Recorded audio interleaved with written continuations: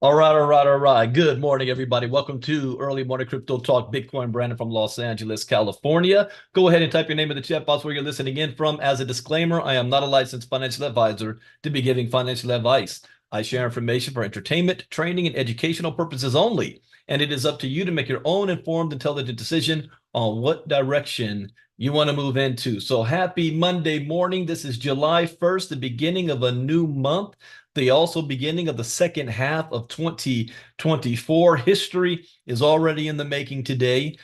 Today is launch day where we are relaunching ILCA. That's going to happen tonight, 9 p.m. Eastern, 6 p.m. Pacific. I posted the Zoom link on in our Telegram groups tonight. There's also been major news from the Supreme Court, so I'm going to talk about that in a moment here. So I want to recognize some of you guys that are here. I see Miss Marnita Casa, Melanie, China Doll, Christina, Clairvaux, Crazy Carla, Daryl Weston, Dave Winters, Diane Williamson, Dorothy Mays, Hillbilly James, Jacqueline Briggs, Jamal, Janelle, Joyce, Keith, Leonard, Shauna Ross, Stan Thompson, Sue and Rick Williams, Teresa Carlson, Wild Bill. Good morning, everybody. First and foremost, last night we had our ILCA Elite call. I got to tell you guys something. In 25 years of me being in the direct selling industry, I've never been personally targeted this way in this amount of time. I've been targeted many times in the past before, but I operate a certain way. And I always see myself as that guy that was in the stands for 10 years, just trying to make it and make some money in the industry and watching guys on stage and leaders, and always looked at it from that point of view. And I always said, if I ever make it, I want to be different than how they are. And one thing I always was skeptical about was, presentations that were always done in the dark, in secret. They block off your ability to comment, they block off your ability to ask questions. And I always like, well, what do you got to hide? I don't want to be that way. So when I did start to have success and I started to do my own webinars and presentations, I'm more of an open book. I like the engagement. I like the community. I like to be shown and everybody to be participating. But if you look at most presenters and companies out there that do their presentations, they've got it on lockdown mode. And I'm on what's called meeting style right now. But most of them do it in webinar style where you don't see the other people, you don't see the comments. You can only ask questions to the moderators, and not only are they doing it whether they have the right intent or not, but it's really to safeguard their community, their business from the hecklers and the outsiders. There are communities up there of professional people that claim to be out to try to save the community and save consumers from scam artists, when in actuality, it is their business, it's their livelihood to create content for their trolling community. So, for example, last night, I was somehow they were able to hack into our room, even though we removed and banned some names. They got in the beginning, took screenshots of the names that were on, and then would come back in underneath your guys' names so that we'd see your name and we'd allow you in because we think it's you. And then they would change their name once inside and then attempt to post a whole bunch of stuff. And they were live streaming it. This was entertainment for them. This is how they build their network, their clickbait, and they want to cause controversy. So the more controversy and the more disruption that they can cause, the more money that they make, whether if they're targeting somebody legitimately or not. Like I always say, a broken clock can be right twice a day. And so that's what, for whatever reason, I feel that this is personal, because none of my other presentations have ever been jumped on, only when I do ILCA Elite on Sunday night. So tonight we do have our relaunch, and I am thinking of I have to change some things around, and I'm going to rethink how I'm going to be implementing ILCA Elite. I'm still going to be having that, but I'm going to have it on a lockdown mode, and I definitely need to make sure that I have a separation from ILCA Elite and what we have going on there and the rest of ILCA. My crypto education is above board. We've been here for 2.5 years as ILCA. I've been doing this for 7 years on my education, and I do not want some little hecklers to try to demean it and make it seem like it's something else than it's not. So just be on the lookout, and I'll talk more about, well, you'll see what how our layout tonight for the new ILCA is going to be, but I am going to do some changes, and I also need to make sure we're protecting you guys in the community. We don't want these guys to be coming in to a private meeting. It's not a presentation, it was a meeting of ILCA. But to come in here and take screenshots of your names and your pictures, live stream it on some BS board that they got going on, and try to claim everybody's a scammer. So I got to be able to protect you guys as well. So giving you a heads up, so when you start to see the changes I'm going to implement to make sure that we're locked down as a community, that is not anything bad or towards you guys, is that we got to protect the house. So speaking on that, the second biggest news of the day today, the Supreme Court came down with a ruling that can be seen as a victory for Donald Trump. Now, I'm going to give you the mindset. The ruling that came down was basically that the president has some form of immunity for official acts. The president does not have absolute immunity, but what they did was sent it back down to the district courts to determine, okay, if you're making charges, you need to specify, do you think this charge is an official act, or is this charge a personal act? And then once you make that decision, you send it back up to us, and then we will rule on it there. This is called CYA. The court right now is a conservative court. They're stuck between a rock and a hard place. They do not want to rule on this, or they do not want to rule on it the way it should be ruled, because they are conservative justices. So by kicking it back down to the district, it buys them some time, because you are the Supreme Court. You're the law of the land. They have the power to just make the decision right now. But by kicking it back down to the Supreme Court, the district, this is delaying it. They waited until the last day of them being in session to bring this ruling down. They could have brought this ruling down months ago.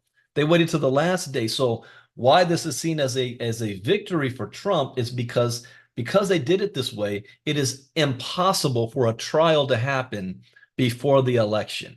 So the way the conservative justices are thinking, that if we delayed this, there's no trial before the election, and if Trump comes in power, Trump will kill it all, and they will never have to rule on it, at least for another 4 years. Because if Trump comes in power again, then there's the more likelihood he can put in 2 to 3 more justices on the Supreme Court and sway it to be completely majority on the conservative side, and that buys them some time. They never have to go down in history as one way or another. The only problem with them doing it this way is you're opening up Pandora's box. This has never been an issue in the nation's history of whether or not the president has the right to do whatever the hell he wants, no matter the consequences. This has never been thought of before, and got to be careful with this. If you are a supporter of the president and you think this is a good thing, just think about the guy you hate and the party you hate doing the same exact thing. If you believe Mike Pence had the ability and the power to not certify the election results, that meant Al Gore had the same right when he lost the election through the Supreme Court to George Bush. If you think the Vice President Pence had the same right, that means Kamala Harris. And we got to think this through.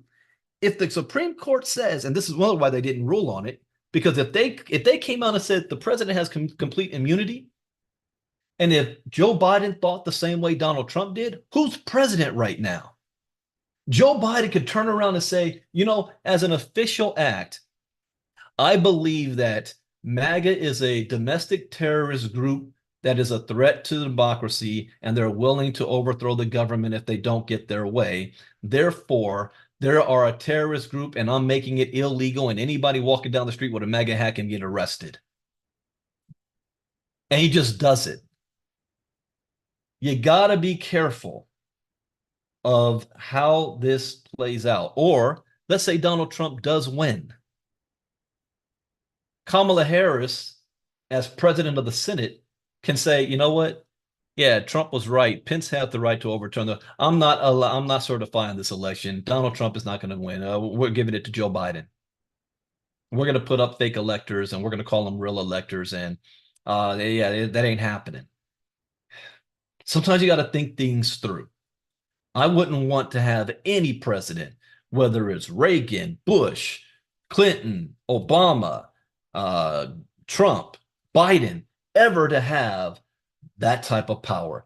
Who loved that that TV series 24? Jack Bauer. You know, this was a running theme in all 9 years or whatever of the show, that Jack Bauer was always operating outside of the law, but with good intentions. He's like, I got to break the law to save America. I got to break the law to prevent a nuclear explosion in downtown LA. I got to I got to break the law and kill some people so that more people will live. You know, and then presidents offering immunity, or pardons and pardons. So this is, well, if you say we've never had a president treated like this, we also have never had a president who has done these things. He's done these things. Whether you like it or agree with it or not, he did them. Therefore, yes, he's been treated a certain way. He did these things. I am not excusing or condoning anything. This is just a fact. Got to be careful. But this is a victory for Donald Trump, and now I want to see how the district courts play on this. But the Supreme Court was they walked a fine line on here.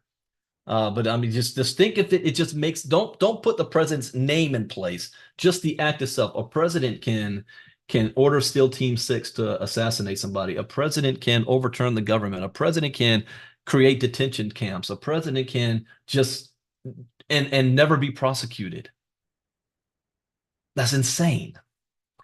Anyways, that is huge news, and that's going to have an impact on. We got to watch the markets and see how that plays out. So anybody that does pay attention to the news, you're going to see the right is going to consider this as a huge victory, and you got to be. You can't say this proves Trump innocent. No, it's saying that even if Trump did bad things that they say, we're just saying he's immune from prosecution. We're not saying he didn't do it. We're saying he's immune for being prosecuted for it. It's a difference. You can have your day in court to claim whether or not what you did was legal or illegal. That's one thing. But then to fight to say, even if it's illegal, I'm immune. That's another. All right, so let's look at what the chart is at right now, because this just went down. So right now we have, let me refresh. Okay. The crypto market is up 2% in the last 24 hours, but we're going to look at the last hour on this one. Let's see first. Bitcoin dominance is at 50.8%. Ethereum is at 17.1. All right. Oh, look what's trending. So on positive news for Trump, we got the MAGA hat is up 2.2%. A lot of the Trump named tokens should have a bump. I have not. I've been so busy with getting ready for our launch. Have you guys been paying attention to, has the Trump camp come out and officially stated whether Barron Trump was behind that token, that, what was it, the DJT token? That Charlie Shrimp says, yeah, me and Barron put it together. I don't remember hearing any other follow-up, and that was a couple of days ago.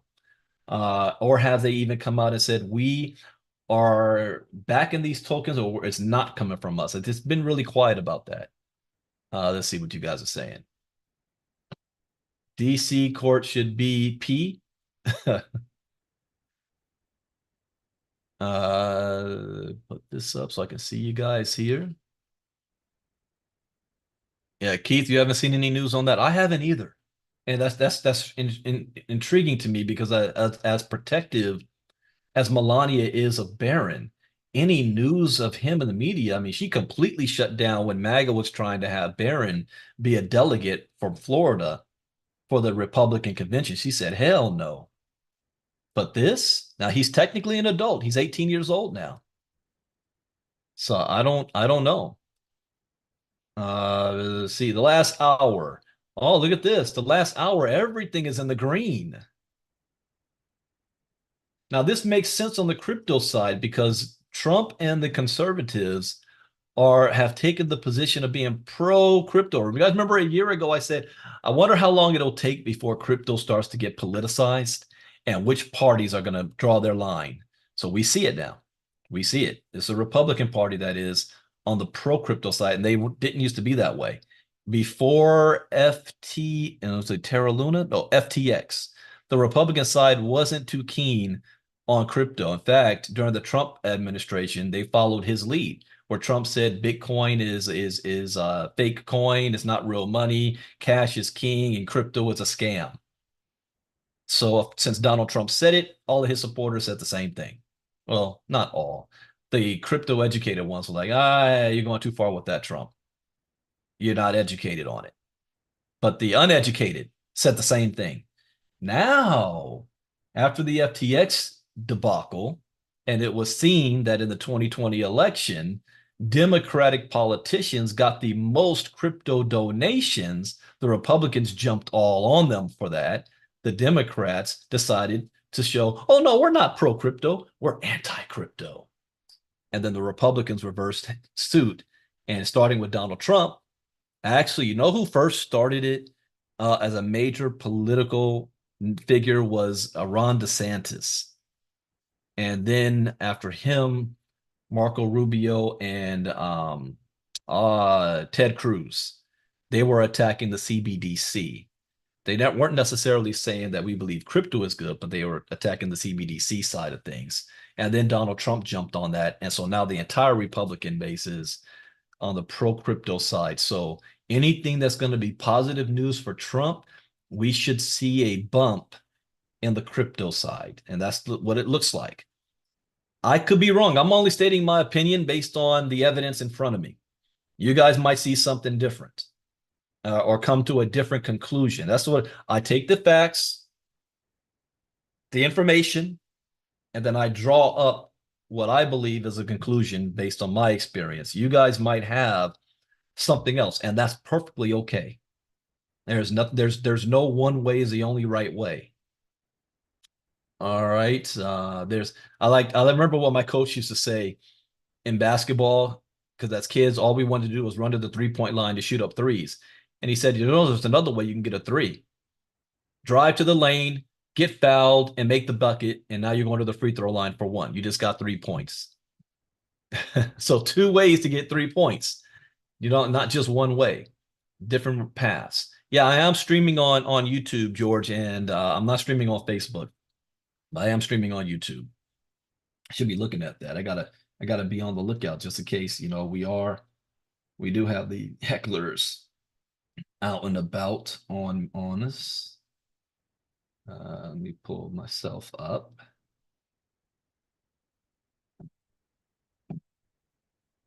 Yeah, there we go. Okay, I see you on there, George. All right. Best performers in the last 24 hours. Ethereum name service. The Janelle token. Oh, look at this. 35% on the week, 12% in the last 24 hours, and up 2.4% in the last hour. Look at that. Okay, let's see. Brett token. 19.6% in the last week. This is a good week. Well, the last 7 days. Look at only time I can see some red is there. But these are the best performing tokens. Let's see about the worst in the last 24 hours. Okay, Celestia. Yeah, they're red across all the way across. Artificial Superintelligence Alliance. FET? What? I do not recognize this. And how's it ranked number 32? Have any of you guys seen this token? FET? I know Fetch, FET.ai. How did this one miss my radar screen and it's already ranked number 32? Oh, wait. Oh, it was the merger. Okay. Thank you, Stan. Because the merger. It was Fetch.ai. Ocean Protocol and Singularity Net unite to form artificial superintelligence. Is that a good thing? Mm. Did it have a bump because of that? No, it didn't really get a big bump from it. Hmm. All-time low was 4 years ago. This thing has gone up 16,000% in the last 4 years. All-time high, it was 3 months ago. Okay. $3.45 right now, sitting at $1.36. All right. Okay, who else here? Didix, Flare, Caspa, Notcoin, and that's about it. All right, some of the news real quick. We've got U.S. State Department offers new $5 million reward for missing Cryptoqueen. And in my opinion, I believe that she's dead. Ruja Ignatova.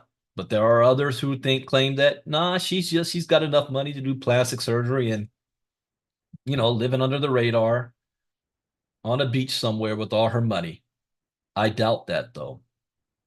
I think she's dead. Ignatova disappeared in Athens in 2017 after her Ponzi scheme fell apart.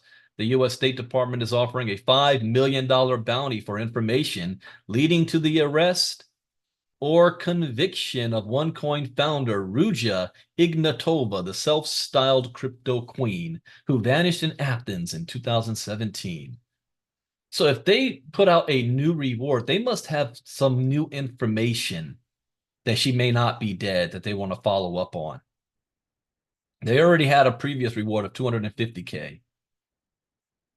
Authorities in Ignatova's native Bulgaria also announced Wednesday that Ignatova would be indicted in absentia for her role in the crypto Ponzi scheme. Stole $4 billion from investors around the world between 2014 and its collapse. Okay, anything? Disappearing act. Ignatova went missing shortly after being indicted in the U.S. in the fall of 2017 and was last seen on a flight from Sofia, Bulgaria to Athens. The FBI has suggested that Ignatova may have altered her appearance with plastic surgery or may be traveling on a German passport in the Middle East or Eastern Europe. There are also rumors that Ignatova may have been killed. In 2023, a report from a Bulgarian media outlet suggested that in 2018, Ignatova was murdered and dismembered on a yacht in the Ionian Sea at the command of a Bulgarian drug lord known as Taki, though this report has never been verified. All right, so the FBI is still on a hunt for her.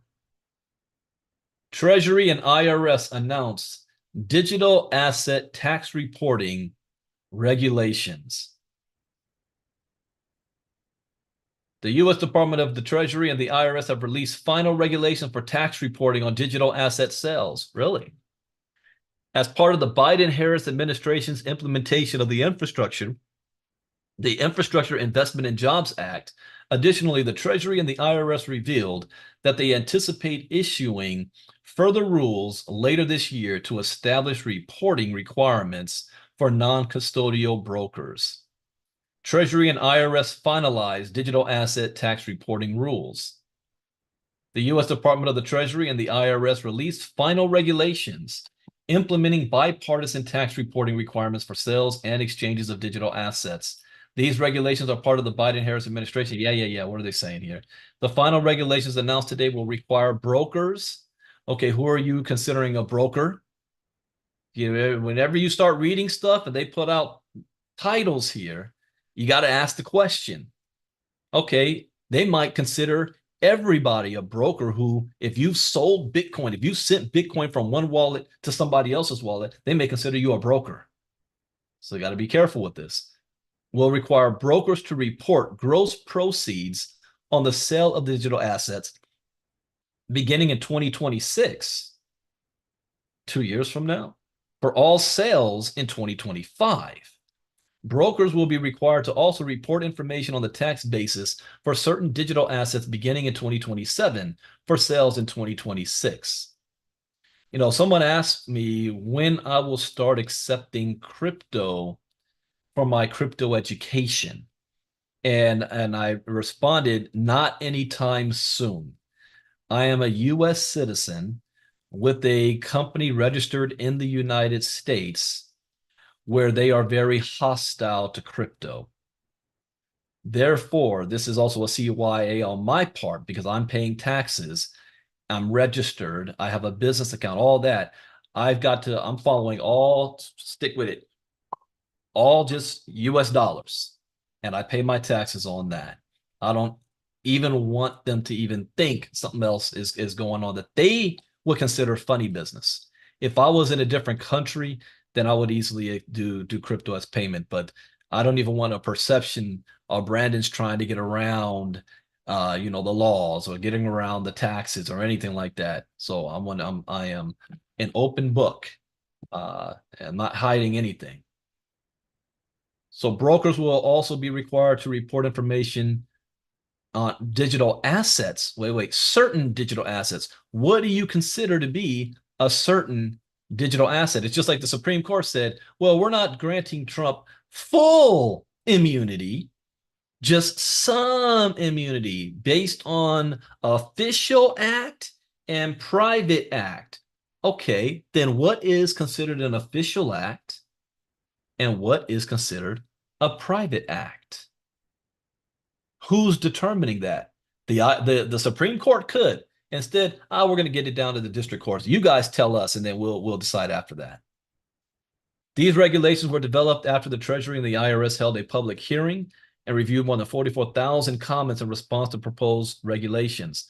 Treasury and IRS anticipate issuing additional rules later this year, establishing reporting requirements for non-custodial brokers consistent with statutory requirements. All right. And then we got GameStop. GameStop whale Roaring Kitty is sued for securities fraud. Anybody jump on Roaring Kitty? Keith Patrick Gill, also known as Roaring Kitty, an investor in GameStop stock, has been sued in the Eastern District of New York for allegedly committing securities fraud. The lawsuit alleges that Gill, using social media posts on X and Reddit, orchestrated a pump and dump scheme. See, again, what did I tell you guys? That me personally, I will not get involved in crypto projects that I have seen coming from Twitter, Telegram, Reddit now, and Reddit, nah. Unless I personally know the people that's behind the project and what's going on. To me, it's a 90% chance that there are scams. So orchestrated on, so he had a pump and dump scheme by manipulating the public to purchase GameStop, and then inadvertently got rid of a series of call options on GME shares. Gill's posts on social media sites caused GME to rise from $17 to almost $50 on May 13th, the day before Gill's first media interaction, signaling a renewed interest in GameSpot. I keep saying GameStop. GameSpot. Wait a minute. It is GameStop. Misspelling here. Interest in GameSpot. Gill's post in June 2nd originated a similar reaction when he revealed he had 5 million GME shares. And that's another proxy right there. This is why I never tell them how much crypto do I have. Hell no, I'm not telling you that. Now he let everybody know I got 5 million shares. 120,000 GameStop call options expiring on June 21st. Yeah, he put a target on his back on that one. All right, I'm out of time, but the other articles that made headlines, we got Vitalik Buterin says crypto regulations have created an anarcho tyranny The Ethereum co-founder says we'd all be better off with either anarchy or tyranny, but not with both. Not with both. And Polymarket monthly volume hits 100 million as presidential race heats up. Over $200 million worth of bets have been placed on who will win the U.S. presidential election in November. You guys have any bets? Not on who you want to win, on who you think will win. It's a difference. Says that Donald Trump is currently the favorite with 62% odds that he will win the U.S. election. Joe Biden is second in bets. Okay. We have analyst update spot Ether ETF launch date. Prediction citing slow SEC review. That was a call. It was Polymarket, Leonard. I don't know how to get access to it, but it was Polymarket. Bloomberg senior ETF analyst has updated his prediction regarding the launch of Ether. I still say not till the end of the year, noting delays due to the U.S. SEC's review process during the holiday week. Despite the approval that happened in May, the registration statements are still pending. Gary Gensler recently indicated that Ether ETFs will launch this summer. I don't think so. I think they're going to probably wait till after the election. I could be wrong, but we'll see. I think they're slow walking this. Okay. Then we've got Milei reveals new economic phase for Argentina. Zero monetary issuance. Javier Milei, the libertarian president of Argentina, has revealed the new policies that will be applied to cement the economic victories he has achieved in Argentina. In an interview, he stated that now, with the recent approval of the omnibus law, the country has reached phase 2 of its economic plan, which entails having zero monetary issuance. Okay. Then DeFi education fund on Chevron doctrine overruled. It opens a new chapter in the battle for clear regulations. What I think, even Joyce, there's a bet on that. Will they replace Joe Biden with a different candidate? And if they do, who will it be? Will it be Pete Buttigieg? Will it be Hillary Clinton? Will it be Michelle Obama? Gavin Newsom? Even some saying Hakeem Jeffries? No, it's not going to be Hakeem, though. Who will it be if they decide to replace Joe? I don't think that's going to happen. My personal opinion, I don't think Joe Biden should be running for president. My personal opinion. I don't think I got to be careful how I say this. I don't think he will be able to effectively serve out his 4 terms unless they make a puppet out of him. Meaning that he'll show his face every now and then, but he's not the ones that's making things happen. Some say that's already happening right now. It's not a slight against him at all. I mean, what are they going to wheel in Jimmy Carter? We are watching the final episodes in the last season of the Securities and Exchange Commission regulatory overreach dramedy. Okay. The DeFi Education Fund, an organization focused on defending and bringing clarity to decentralized finance, pondered on what the recent overruling of the so-called Chevron doctrine might mean for crypto. The organization explained that this decision marks a new chapter in the battle for clearer regulations in the crypto environment, putting Congress at the forefront in this new phase, and I'm all for that. DeFi Education Fund. The so-called Chevron deference was a doctrine that allowed state agencies to fill gaps in regulation with their interpretation of the law, as long as this interpretation was deemed reasonable. In practice, this means that challengers to these interpretations would almost always lose against state agencies in court. This decision now changes the process that leads to deciding cases where the attributions of state agencies are not explicitly determined. This will put a greater emphasis on judicial assessment, to determine the most appropriate interpretation of ambiguous statutes. So remember the other day I said that we are entering a phase where we're going to have a fight between state rights and the federal government, and that the Republican Party is kind of split on this. Traditionally, they have always been for state rights over federal rights. And I didn't refresh or reboot my computer. If you guys can still hear me, type Y in the chat box because it looks like I've frozen. I tried to stop sharing screen, but I don't know if you can still hear me. But anyways, we're going to see a battle between state rights versus federal rights. And I talked about this more earlier last week in Crypto Talk. All right, so that brings us to the end for Crypto Talk for today. Again, I don't even know if you guys can hear me, but this brings us to the end. I have the Get Fit presentation in 20 minutes, and tonight is our launch for ILCA. I already posted the Zoom link in our Telegram group. So with that, I'll see you guys in a couple of minutes and the rest of you guys tonight. Education is key. Education is everything. Brandon Ivey out. Bye-bye.